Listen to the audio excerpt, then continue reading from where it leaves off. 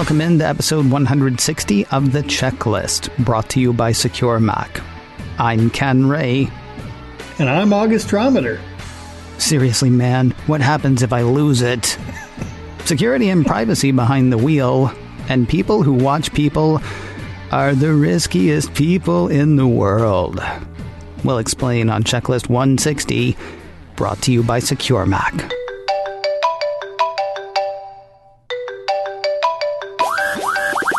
We talk a lot about two-factor authentication on the checklist. Sometimes people ask us to, and sometimes we just can't help ourselves. Various forms of authentication. Something you have, something you know, and something you are. And if you want to know more about those, Checklist 139, 2FA 101 is both accessible and explanatory. Now here's the thing, each of those is only one factor. It's using a combination of one factor plus another factor that makes it two-factor because math. The most common combo for years has been something you know, a password say, and something you have. With the proliferation of cell phones over the last couple of decades, more and more that second factor, that something you have, has become your phone. So what happens when you lose it? August came across a great article from Lifehacker earlier this week that focuses on that problem. An ounce of prevention is worth a pound of cure, as Ben Franklin told us. What can we do to safeguard this safeguard? You know, if you're purposely getting rid of your phone and you're using only SMS for all of your two-factor authentication, I'll make this easy for you. You'll be fine. The text messages will still come to your new phone as long as you don't change the number. Another thing you can do is use a service like Google Voice to have a second number which never changes, and then don't tell anybody that number, and then use that to forward those text messages to your device. So even if you change phone numbers, if you change the forwarding number, you're still okay. Hang on, I want to stop you really quickly. You say don't tell anybody that number, then it sounds useless. What you're saying is like... don't share publicly. Right. If the two-factor thing I've set up is like with my bank, say, and when I go to make a change, it says, okay, we're going to text you that message that we always text you to that number that we've texted you, whatever. Tell them that number, but don't give it to your friend, don't give it to your neighbor, don't give it to any other business or anything like that. This is a number set up specifically for security. Bingo. Okay. Exactly. Keep in mind, though, SMS authentication is much less secure, as it's a lot more hackable than other methods.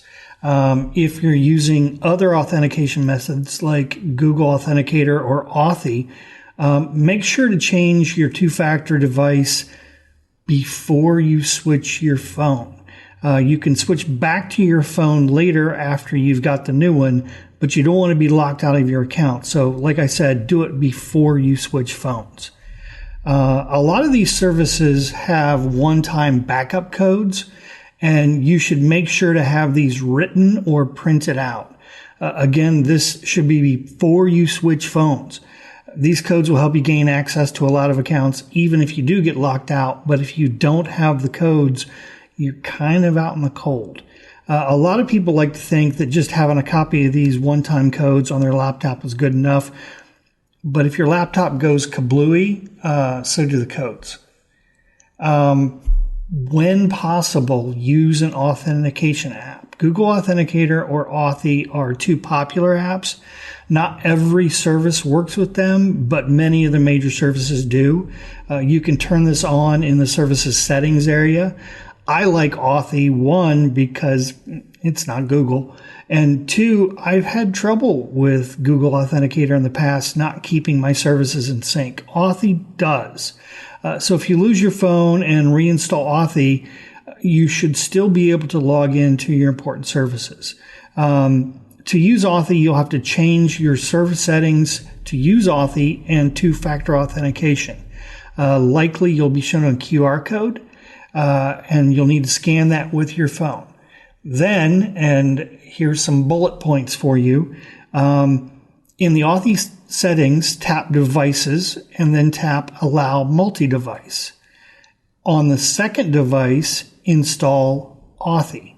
When you open Authy on the second device, it will ask you for the phone number of the primary device, and that was the one that you originally had.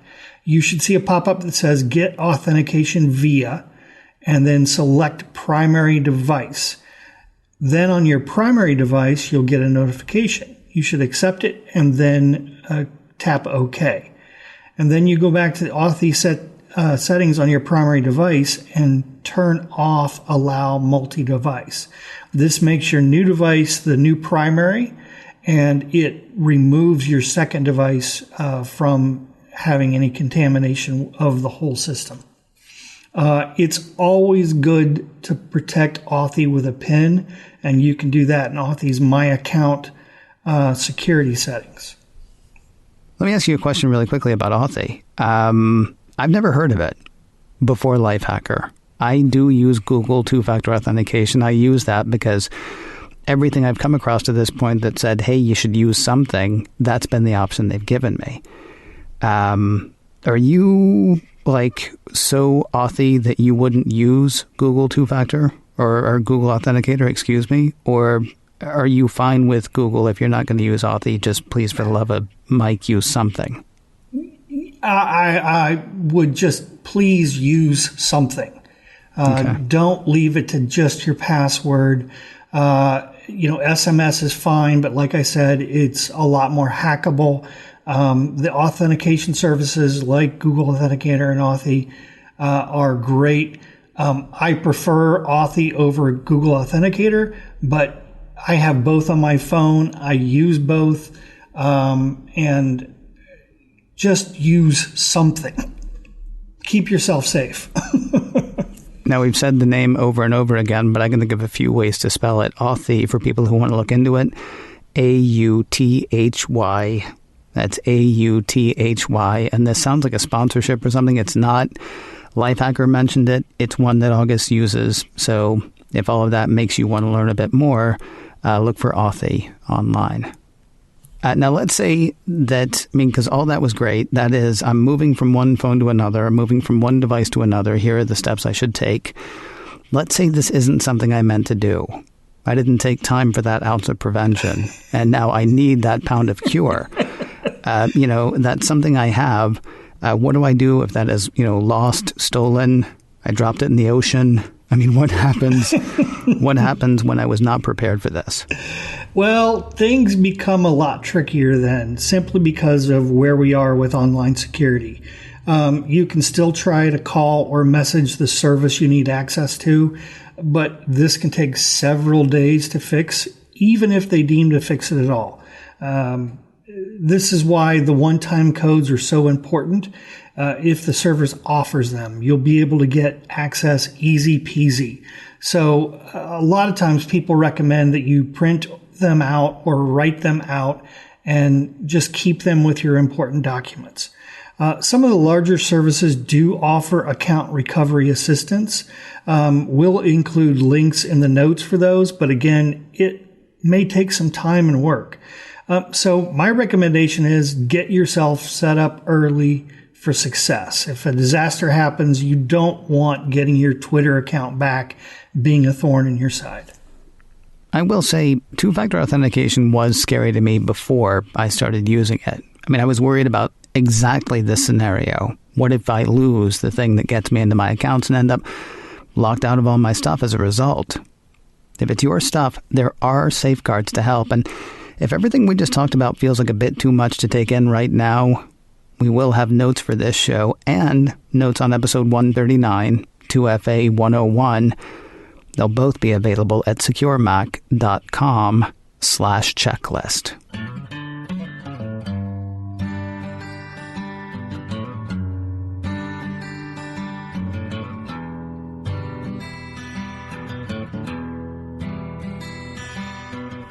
Can we talk philosophically about a bit of technology meant to keep other people safe? I came across an interesting piece from CNET this week that has U.S. lawmakers calling for car makers to install technology in cars to keep people from driving while intoxicated.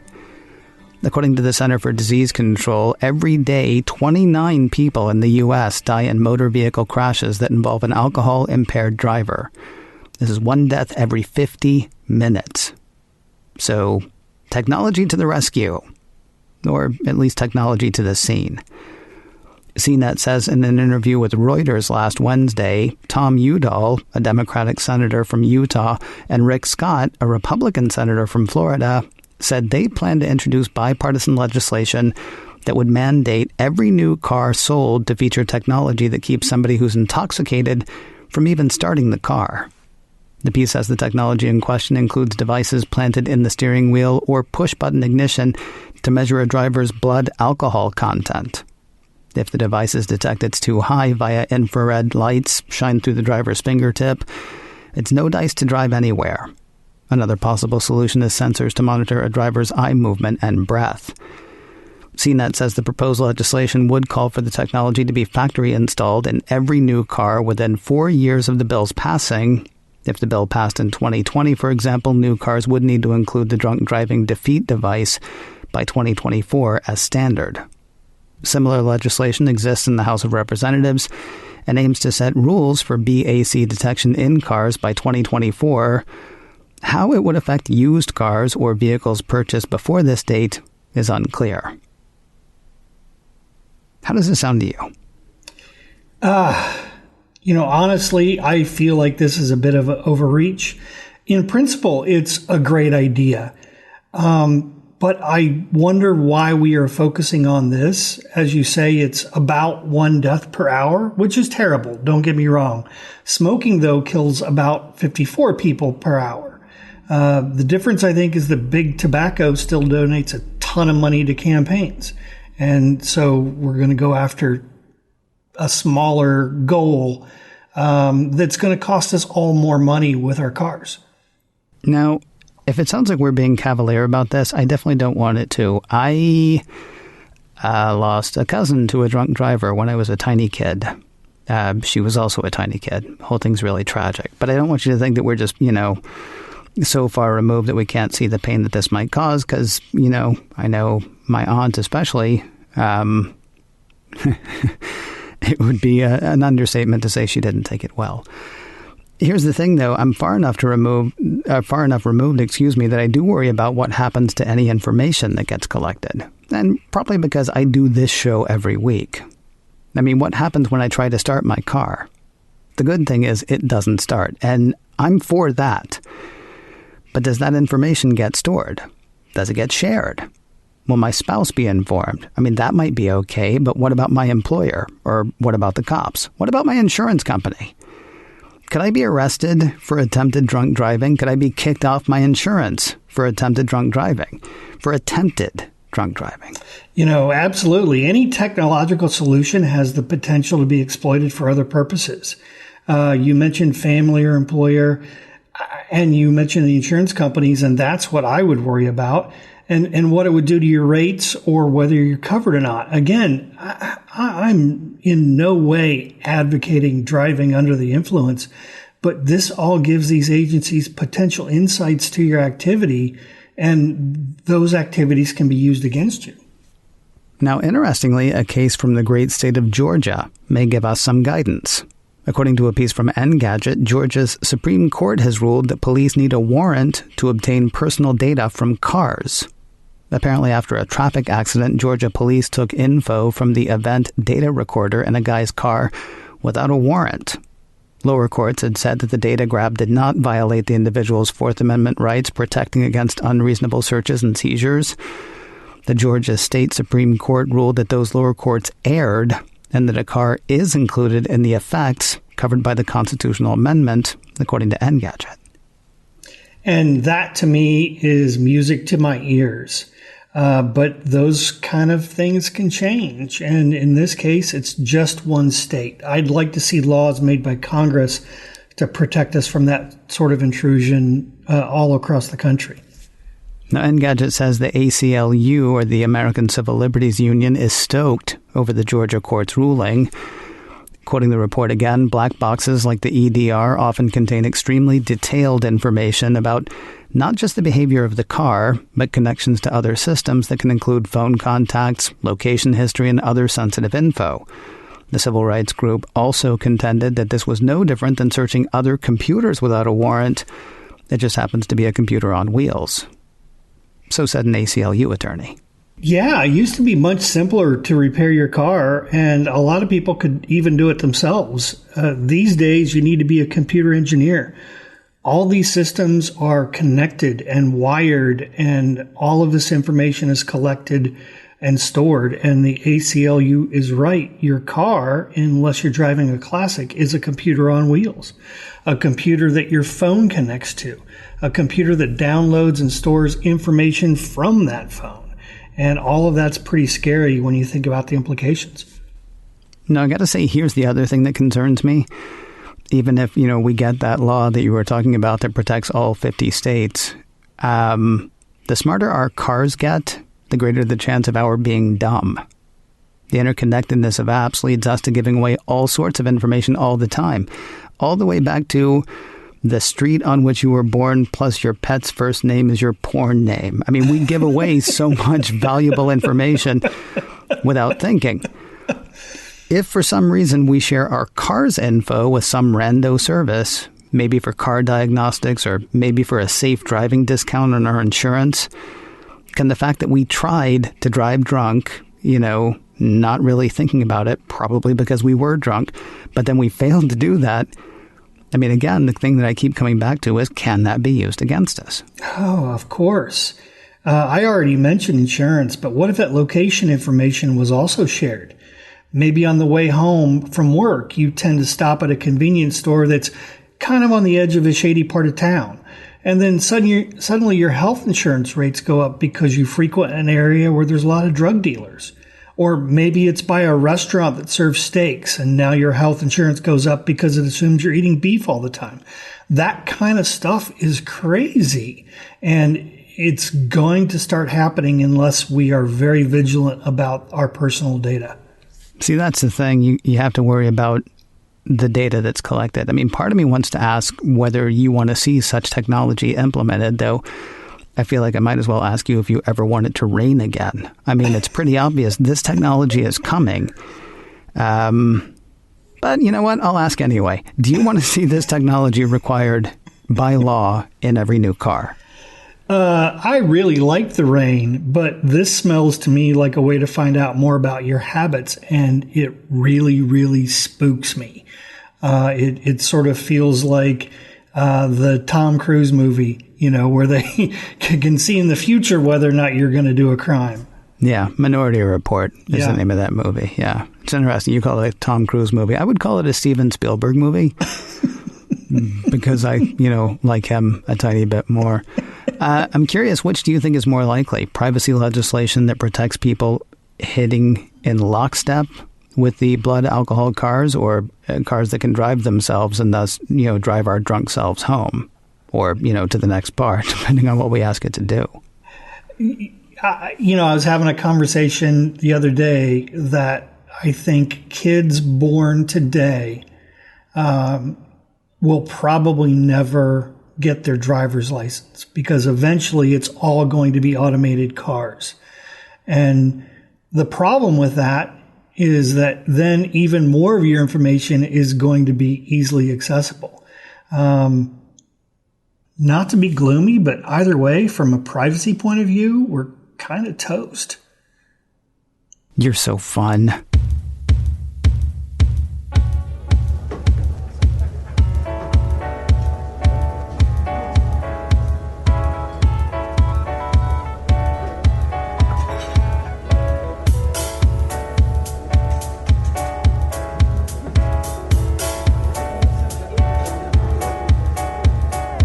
Who's who and why you should fear them. We'll explain in a moment, but first a word about MacScan 3 from Secure Mac. That thing you shouldn't have opened, well, you opened it. That link you shouldn't have clicked, you clicked it. Now you've got something slowing down your Mac, maybe skimming data, maybe mining crypto. Maybe you didn't even do anything. You just visited a site that attached a few tracking cookies. There are lots of things out there that you neither want nor need on your computer. To eliminate them, there's MacScan 3. MacScan 3 is a great defense against malicious software attacks aimed at your Mac. It's developed by Secure Mac, trusted names in computer security and developers of exceptional security software for the Mac for 20 years and counting. MacScan 3 detects and removes Mac malware, catches keyloggers, removes tracking cookies, and provides full range or targeted scanning, all without crowding up your hard drive or slowing down your computer. Keep your machine clean with MacScan 3 from Secure Mac. Sign up for a free 30-day trial today at securemac.com/MacScan. That's MacScan 3 by Secure Mac. Your 30-day free trial is waiting at securemac.com/MacScan. Can I do a quick aside before we go to the next segment? Sure. Do you want to guess? You probably don't, because you're probably thinking something skeevy and awful and terrible. Do you want to guess what site I use gives me the most tracking cookies? Probably Mac Daily News. Interesting. Mac Daily News never gives me a single tracking cookie. MarketWatch. Wow. MarketWatch, and here's how I know, because I run MacScan 3 by Secure Mac every night at 10 p.m., so I'm usually up working on my computer, and if I have visited MarketWatch that day, I have over 20 tracking cookies. That's nuts. Well, the other day it was over 20, but I was there for a few minutes because I was grabbing a few different stories. But if I go there once, I'll have at least 4 or 5, which I don't understand, but okay. So there. I know we always read an ad for MacScan 3, but that's a personal testimonial. If you're visiting, see, because you're probably thinking it's like, oh, he shouldn't be going to porn sites. Oh, he shouldn't be going to those awful places. Oh, he shouldn't be going to a well-respected financial site, apparently. You don't know where this stuff is going to hit you, so, keep it clean with MacScan, like I say. Right. Return with us now to those thrilling days of yesteryear. February 2001. We were heading to the movies, saving Silverman, dining with Hannibal, getting fitted by the tailor of Panama, but we were still 3,000 miles from Graceland. Shaggy was telling anybody who'd listen it wasn't me, while Outkast had a message specifically for Miss Jackson. He was for real. A shell-shocked U.S. was still trying to figure out what the heck happened in the 2000 election, and perhaps looking for a bit of relief, nerds and pervs turned to their computers for pictures of Anna Kournikova. As Admiral Akbar warned us years before, it's a trap.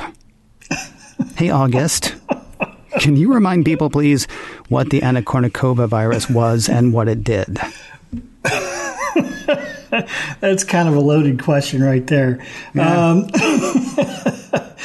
For those who don't follow tennis, Anna Kournikova was a very attractive tennis player. And the virus was in an email that supposedly contained a photo of her, and it was created by the hacker Jan de Wit, also known as On the Fly. If you opened the email and were running Windows, it would launch a Visual Basic script that grabbed all of your contacts and then sent the same email to all of those contacts. And it wreaked all kinds of havoc with email servers. Incidentally, the virus was likely the inspiration for the pilot of the TV show Chuck, whose main character stopped a bomb with a virus. Stopped a bomb with a virus, you say? Yes. Yeah, we should think about maybe doing a show sometime where technology is used in fictional ways to either cause great harm or great good. Oh, that would be awesome. Maybe for the holidays. I don't know. Just throwing the possibility out there. So you might be wondering why we're doing this history lesson set in the distant, distant past. Because it turns out stuff like this doesn't go away. Oh, the technical method may be different. The payload may be different. But tricking the unsuspecting with celebrity pics, news, and gossip, tale as old as time, song as old as rhyme. Mac Daily News has word of a new list of who's who from McAfee that could get you into trouble online. For the 13th year, the piece says, McAfee researched which famous individuals generate the riskiest results that could potentially expose their fans to malicious websites and viruses. And you can see why I had to check my calendar. What year is this that this is still a thing? I'm going to guess that the problem is more people with more time on their hands and more devices combined with no real awareness of the dangers that lurk out there. Well, we all have our passions, and entertainment is a big one. So this really doesn't surprise me all that much. You just have to remember not everyone listens to the checklist. Yeah, well, I'm working on it, dude. I'm working on it. Now, Gary Davis, Chief Consumer Security Evangelist at McAfee, is quoted in the piece as saying consumers may not be fully aware that the searches they conduct pose risks, nor may they understand the detrimental effects that can occur when personal information is compromised in exchange for access to their favorite celebrities, movies, TV shows, or music. Criminals use deceptive websites to dupe unsuspecting consumers into accessing malicious files or content. It is essential that consumers learn to protect their digital lives from lurking cybercriminals by thinking twice before they click on suspicious links or download content. Okay, that's step one. But let's assume that people are, going to skip step one because they're, people.